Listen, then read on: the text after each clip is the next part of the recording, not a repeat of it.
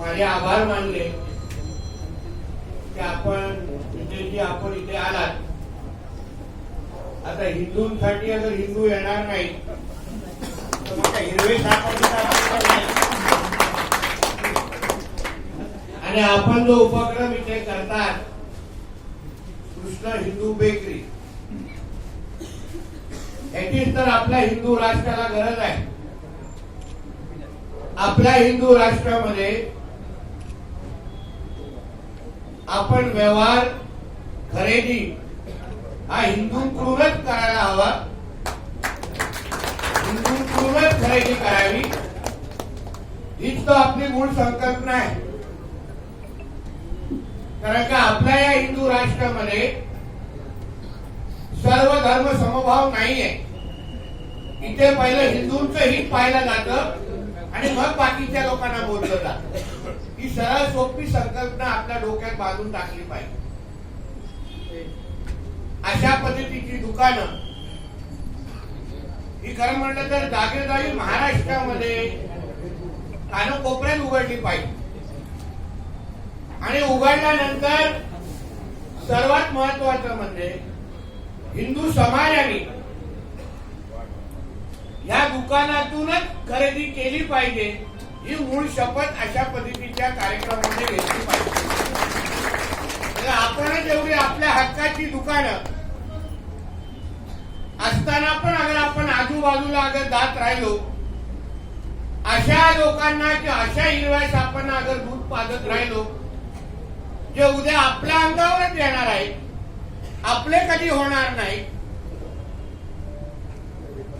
म्हणून हिंदू म्हणून सर्वात महत्वाचं असं आहे की दुसऱ्या हिंदूला आपण ताकद कसं देतो यावर मला असं वाटतं आपण सगळेजण एकत्र वारंवार येणं हे अतिशय महत्वाचं आहे. आपण हलाल सारखे असंख्य प्रकार ऐकले असतील.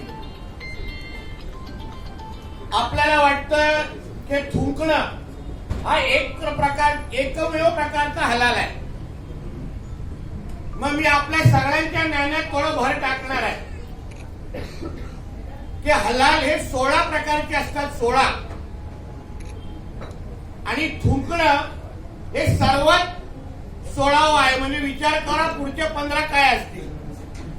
त्याच्यामध्ये लघवीकरण पण एक प्रकार असतो.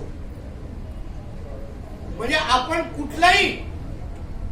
कुठलीही गोष्ट अगर उदाहरण आपल्या घरामध्ये आपण एसी बनवणाऱ्याला बोलवा आणि अगर तो मुसलमान समाजाचा असेल तर तो जोपर्यंत त्या एसी मध्ये थुकत नाही तोपर्यंत त्याचं ते कार्य त्याच्या त्या अल्लाहपर्यंत पोहोचत नाही. अशा पद्धतीने त्यांच्या कुराणमध्ये लिहिलेलं आहे.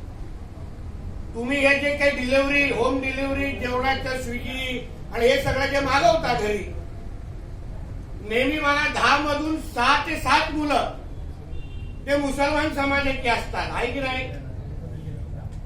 तर जोपर्यंत ते हातात दिलेलं जे काही तुम्हाला घरी येऊन दरवाजापर्यंत देतात जोपर्यंत ते उघडून त्याच्यामध्ये थुकत नाही तोपर्यंत ते त्यांच्या अल्लाहपर्यंत पोहोचत नाही.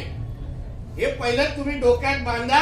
मग बरोबर उद्यापासून बघा आमच्या बेकरीकडे तुम्ही गर्दी करा. या सगळ्या गोष्टी हिंदू म्हणून तुम्ही समजून घेतल्या पाहिजे. जे आपले कधी होणारच नाही, ज्यांच्यासाठी त्यांचा धर्मच महत्वाचा आहे आणि धर्म किंवा त्यांच्या ज्या कुराणमध्ये या तर तुम्ही त्यांना मुसलमान बनवा या तर त्यांना मारून टाका. हे एवढं सरळ स्पष्ट त्यांच्या कुराणमध्ये लिहिलेलं असल्यामुळे कितीही तुम्ही त्यांच्यावर प्रेम करा, कितीही त्यांना काही करा, आपले काय कधी ते होणार नाही. जिहाद हा त्यांचा धर्म वाढवण्याच्या दृष्टिकोनातून हा अतिशय महत्वाचं कार्य आहे.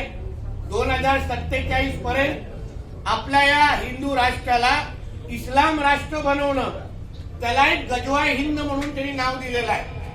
म्हणून या सगळ्या गोष्टी तुम्हाला या निमित्ताने सांगणं हे आमच्यासारख्या कार्यकर्त्यांचं काम आहे. तुम्ही अशा पद्धतीच्या दुकानं उपक्रम हिंदू समाजाला आवर्जून सांगेल. नुसतं उद्घाटनाच्या प्रसंगी गर्दी करू नका, पण जिथे जिथे आपले हिंदू विकायला आहेत, जिथे जिथे हिंदूची दुकानं आहेत त्या दुकानातून आम्ही खरेदी करणार ही शपथ घेऊन कारण म्हणतात तर ह्या कार्यक्रमातून तुम्ही घरी गेलो पाहिजे. कधी कधी असंही होतं की बाहेर जय श्रीराम लिहिलं असतं आणि आतमध्ये अब्दुल बसतात, त्याच्यावरही लक्ष घाला, ते चुकीचं आहे. त्याचा आधार कार्ड तपासा, बघा ते आपलं आहे की नाही. पहिलं आपलं असेल तर निश्चित पद्धतीने घ्या, कारण का जे काय पैसे कमावणार ते सगळे जिहादसाठीच वापरतात. म्हणून या सगळ्या गोष्टीवर तुम्ही सगळेजण बारकाईने लक्ष द्या. आपण एक चांगल्या उपक्रमासाठी आपण मला बोलवलं. आज मला वाटतं तिसरं का चौथं दुकान आहे ना, पहिलं नाही. गलोगलीमध्ये अशी दुकानं उघडली पाहिजे. त्यासाठी मी आहे, आमदार साहेब, जी ताकद पाहिजे तर सांगा. आम्हाला मंत्री बनवलं कशाला आहे, ह्याच्याने बनवलंय. आम्ही सगळे भगवादारी मंत्रालयामध्ये त्याच्यासाठीच बसलोय, बाकीसाठी बसलो नाही. आणि हे आमचं जे सरकार हिंदुत्वाने विचारत आहे ते हिंदू समाजानेच आणलंय. आम्हाला कोणी मोहल्ल्यामध्ये मतदान केलेलं नाही, म्हणजे करणार पण नाही.